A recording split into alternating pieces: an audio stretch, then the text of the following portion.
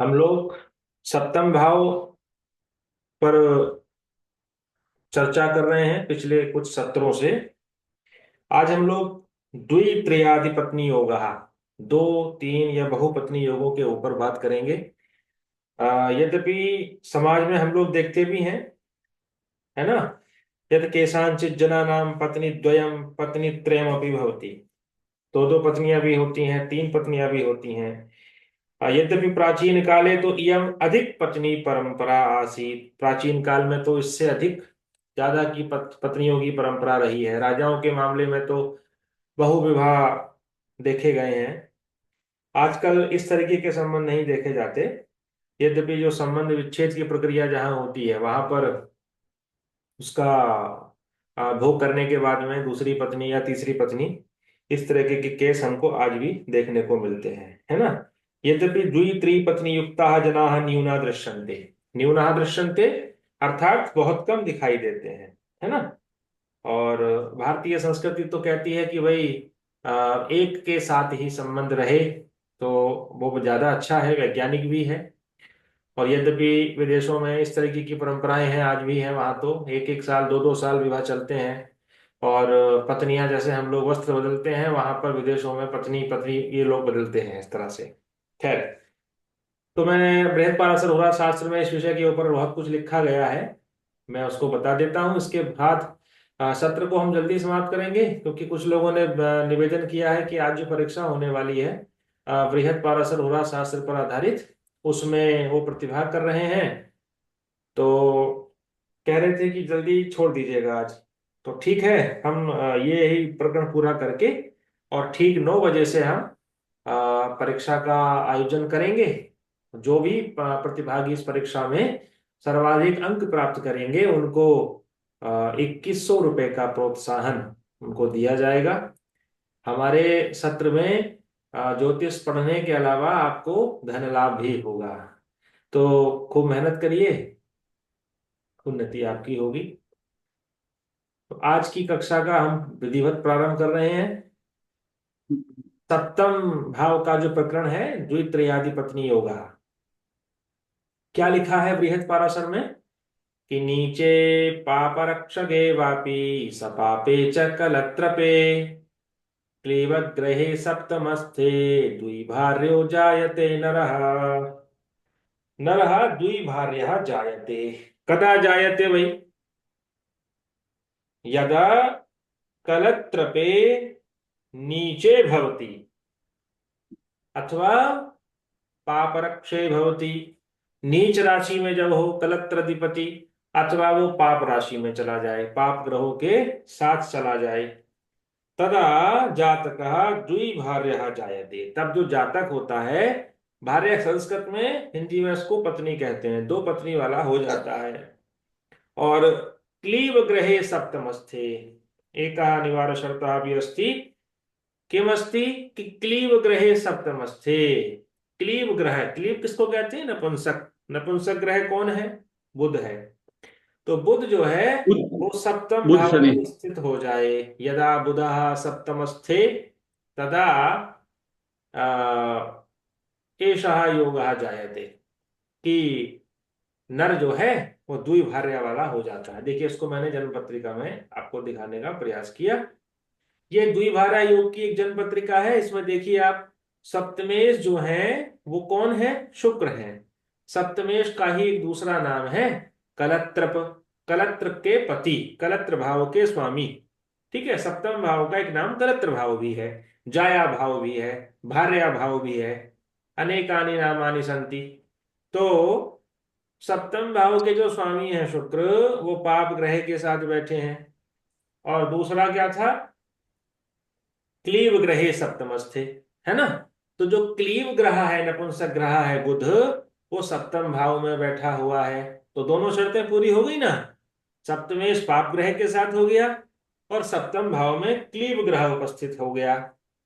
तो अस्मिन योगे समुत्पन्न जातकः द्विभार्या, ये जो योग है ये उसको मिल गया। ठीक है, आपको कोई शंका इसमें? नहीं है सर सर? क्लीब ग्रह, सर जी हाँ जी। क्लीब राशि नपुंसक राशि होती है, नपुंसक में तो बुध और शनि दोनों गिना जाता है। हाँ, बुध भी गिना जाता है और और शनि शनि को भी भी गिना गिना जाएगा। जाता है। बिल्कुल बिल्कुल। हम्म। तो यहाँ पर बुध उपस्थित है, इसलिए यहाँ पर ये योग जो है ये बन गया है। ठीक है, हम्म। हम्म। आगे चलते हैं अब। दूसरा योग है कलत्र स्थानगे भौमे शुक्रे जामित्रगे शनौ लग्ने शेरंध्र राशिस्थे कलत्र त्रयवान भवेत्। त्रयवान भवेत्, त्रि यानी त्रिभार्या सुखम अनुभवति जातकः। कदा सुखम अनुभवति, यदा सप्तम भावे। ठीक है, कलत्र भावे, हम्म। जाया भावे, किम उपस्थितः, भौमः उपस्थितः। कहाँ कहाँ उपस्थितः, भौमः उपस्थितः, शुक्रः उपस्थितः, शनि ही उपस्थितः। ठीक है, तीनों ग्रह उपस्थित हो जाएं सप्तम भाव में, और लग्नेश कहाँ बैठ जाए, लग्नेशे रंध्र राशि स्थे, रंध्र भाव में चला जाए। भाई रंध्र भाव किसका नाम है, कोई बताएंगे। अष्टम भाव। अष्टम भाव का। अष्टम भाव को रंध्र भाव कहते हैं, छिद्र भाव है, यहां से छेद है एक, जहां से लगातार आपकी ऊर्जा निकल रही है, इसलिए इसको मृत्यु भाव भी कहा गया है ना। और शरीर का ये छिद्र है, यानी शरीर यहाँ से नष्ट हो रहा है, धीरे धीरे ऊर्जा आपकी निकल रही है, शरीर आपका दिन प्रतिदिन क्षय होता चला जा रहा है। क्षीयते इति शरीरः, शरीर शब्द की जो परिभाषा है ना, क्षीयते हम्म। इति शरीरः, जो धीरे धीरे क्षय हो रहा हो, हम्म। नष्ट हो रहा हो, वो जो है शरीर है। अब आजकल लोग जन्मदिन मनाते हैं, बर्थडे मनाते हैं, जैसे जैसे उम्र बढ़ती है बड़े खुश होते हैं। अरे खुश काहे को हो रहे हो, उतने साल नष्ट हो गए आप। मृत्यु के करीब पहुंच गए हम्म। हो। चलिए, तो लगने से रंध्र राशिस थे, लगने से रंध्र भाव में, अष्टम भाव में बैठ जाए, तो इस योग में क्या होता है, जातका, जातकः त्रिया त्रिभार्या सुखम अनुभवती, जातक तीन भार्याओं का सुख अनुभव करता है। कलत्र त्रयवान भवेत, ऐसा लिखा ना बृहद पाराशर में, तीन कलत्र, तीन पत्नियों वाला होता है वो व्यक्ति। देखिए, ये जन्म पत्रिका है त्रिभार्या योग की। इसमें सप्तम भावे कुजः उपस्थिता, शुक्रः उपस्थिता, शनि उपस्थिता। ठीक है, और अरंध्र भावे कहा उपस्थितः, चंद्रः उपस्थितः। ठीक है, दोनों शर्त पूरी हो गई व्यास जी। बराबर। तो ये त्रिभार्या योग की जन्म पत्रिका है, तीन पत्नियों का योग बनता है। ऐसी स्थिति में आज भी बन जाता है। पहली पत्नी हुई, पता चला रोग से वो बीमार हो गई अधिक, और रोग में ही उसकी मृत्यु हो गई, जातक को मजबूरी में दूसरा विवाह करना पड़ा। अब दूसरा विवाह हुआ तो वो तलाक लेकर के चली गई। ठीक, मजबूरी में जातक को फिर से तीसरा विवाह करना पड़ा। तो तीन भार्याओं का योग बन के प्रायः देख लिया जाता है समाज में, कोई नई बात नहीं है। आगे देखिए, तीसरे योग के विषय में हम लोग बात करते हैं। द्विस्वभाव गते शुक्रे सोचे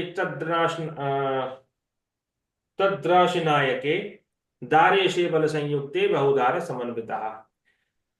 द्विस्वभाव गते शुक्रे, शुक्र जो है वो कहाँ बैठा हो, द्विस्वभाव द्विस्वभाव राशि। राशौ, द्विस्वभाव राशियों में। द्विस्वभाव राशि में बैठा हो।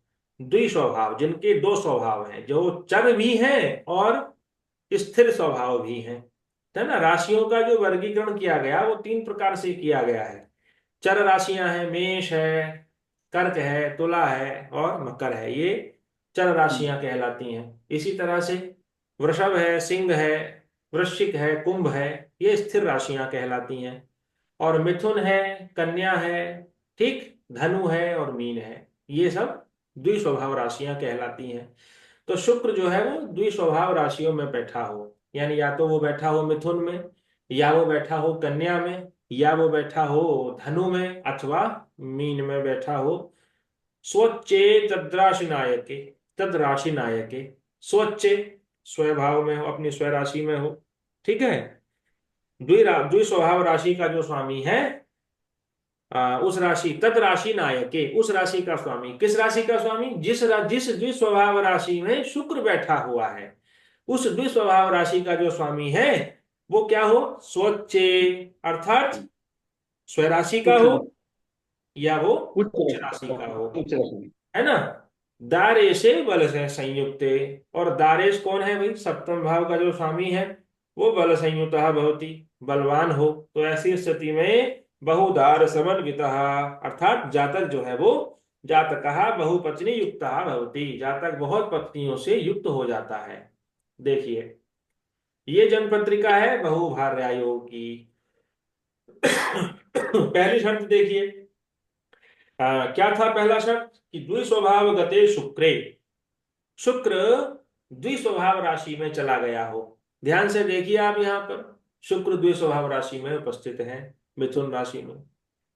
दूसरी शर्त थी स्वच्चे तद्राशि नायके, और वो जिस राशि में बैठा है शुक्र यानी मिथुन राशि में, उस मिथुन राशि का जो नायक है, जो स्वामी है, जो अधिपति है, वो कौन है? स्वच्चे, वो स्व राशि में है अथवा उच्च राशि में है। तो ध्यान से देखिए, मिथुन के स्वामी जो है वो शुक्र बुध होते हैं, और बुध यहाँ पर बैठे हैं अपनी उच्च राशि में। और दारेशे बल संयुक्त, दार भाव के स्वामी, दारा भाव, दारा पत्नी को कहा जाता है, दारा भी, वो कहाँ बैठे हैं? बलवान हो, संयुक्त, बल से संयुक्त हो। बलवान कैसे हैं वो? कि बृहस्पति बैठे हैं द्वितीय भाव में, शुक्र के ही घर में बैठे हैं, और जहां बैठे हैं वहां पर उनको चंद्रमा देख रहे हैं। चंद्रमा कौन है? वही नैसर्गिक शुभ ग्रह है, ठीक है, यहाँ पर इस जन्म पत्रिका में। तो ऐसी स्थिति में जो ये योग बना, ये बहुभार्या योग हो गया। यहाँ पर तीन से अधिक भी पत्नियां जो है वो हो जाती हैं। तो कुल मिलाकर के ये आज हमने द्वित्रियादि पत्नी योगों के विषय में पढ़ा। इसमें किसी की कोई जिज्ञासा हो तो भाई वो अपना पूछ सकते हैं। आ, बहुत लोगों ने दान दक्षिणा दे दी ग्रुप में। जेके सोनी जी हमारे बीच में उपस्थित हैं, उन्होंने 2,000 रुपये हमको भेज दिए, गुरु जी आपके लिए हैं। और अन्यत्र भी मिल जाते हैं, मैं उनको अपने पास नहीं रखता, मैं दान का महादान कर देता हूँ। इसलिए मैंने इस परीक्षा का आयोजन किया। मैंने जो भी सर्वश्रेष्ठ पढ़ने वाले जिज्ञासु विद्यार्थीगण होंगे, प्रतिभागीगण होंगे, उनमें से सर्वश्रेष्ठ को जो है वो 2,100 रुपए की धनराशि दे दी जाएगी, ये मान करके कि एक प्रोत्साहन है। आप लोग ज्योतिष का भला करिए और अधिक पढ़िए, विस्तार से पढ़िए। और ऋषि पाराशर जैसे ऋषि, जो ज्योतिष के जिन्होंने बृहद पाराशर को लिख डाला, उनके जैसा बनने का प्रयास करिए, उनको आदर्श मानिए अपना। तो इसलिए मैं बार बार कहता हूं, मेरे जैसी कार्यशाला कहीं नहीं होगी जहां निःशुल्क ज्योतिष भी सिखाया जा रहा हो और आपको साथ साथ में दान दक्षिणा भी दी जा रही हो। है ना पंडित जी, शुभम तिवारी जी? जी गुरु जी, बिल्कुल। हाँ, तो मैं तो भाई आपका ही सब कुछ है, प्रभु का दिया हुआ है, आपको ही लौटा रहा हूं। आपके भीतर जो परमात्मा विराजमान है, उन्हीं को मैं तृप्त करने का प्रयास कर रहा हूं, ज्ञान से भी और धन से भी। चलिए, और किसी की कोई शंका हो तो पूछ सकते हैं। प्रश्न पत्र में किस तरीके के प्रश्न आएंगे ये भी मैं आपको सरसरी तौर पर बता देता हूं। हमने अब तक लगभग क्या 7 भावों तक के विषय हमने पढ़ लिए हैं। किस भाव के क्या क्या कारकत्व होते हैं इसके बारे में हमने जाना था। हमने योग, बहुत सारे योग पढ़े थे ना। योगों के अलावा हमने 5 अप्रकाशक उपग्रह भी पढ़े थे, धूम आदि, मांदी आदि, गोलिक मांडी, है ना। इनकी गणना से आधारित एक प्रश्न भी पूछा जाएगा, राशियों की प्रकृति कैसी होती है, ग्रहों की प्रकृति कैसी होती है, और इसके अलावा ग्रहों की अवस्थाएं हैं। बहुत सारे गुरु जी, विषय इसमें भी हमने कितने अब तक पढ़े हैं। कुछ कह रहे हैं गुरु शिवम जी, जी? इसमें कितने वो रहेंगे? प्रश्न कितने होंगे? 21 प्रश्न मैंने रखे हैं उसमें, ठीक है। अब वो जी। आपको मैं भेज दूंगा ठीक 9 बजे। और जिनको भी सर ये प्रतिभाग करना हो अपना नाम नोट करा दें। मैं लगभग 1 या 1.5 महीने में ये परीक्षा करा लेता हूँ। जितनी विषय वस्तु पढ़ाई है उसको जानने का भी अवसर हो जाता है, और इस बहाने आप लोगों का रिवीजन भी हो जाता है। चलिए ठीक है।